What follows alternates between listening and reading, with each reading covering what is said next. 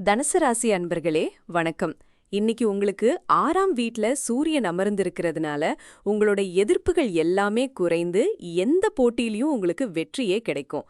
அதே 6ஆம் வீட்ல புதன் பகவான் அஸ்தங்க நிலையில இருந்தாலும் வேலை சம்பந்தமான விஷயங்கள்ல உங்களுக்கு ஒரு நல்ல தெளிவை கொடுப்பார். உங்களோட ராசிநாதன் குரு பகவான் 7ஆம் வீட்ல சுக்கிரனோட சேர்ந்து உட்கார்ந்திருக்கிறது ரொம்பவே விசேஷம். இது குடும்பத்துல சந்தோஷத்தையும் சமூகத்துல ஒரு நல்ல மதிப்பையும் கூட்டும். அதே சமயம் திருமணம் போன்ற சுப காரியங்களுக்கும் இது வழிவகுக்கும்.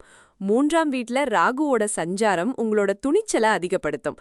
அதே போல சின்ன சின்ன பயணங்களும் ஏற்படலாம். எதிர்பாராத உதவிகளும் உங்களுக்கு கிடைக்கக்கூடும்.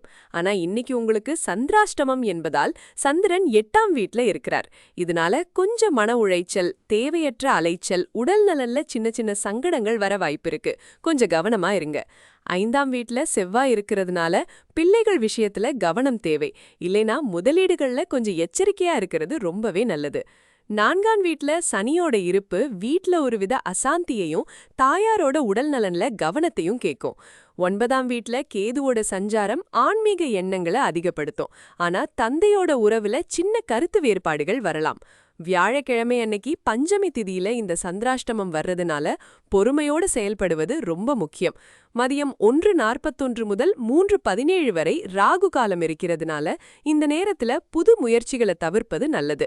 இன்னைக்கு உங்களுக்கு நடுத்தரமான பலன்கள் தான் இருக்கு.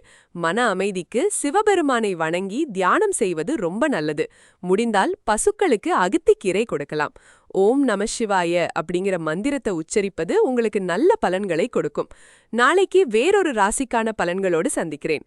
நன்றி.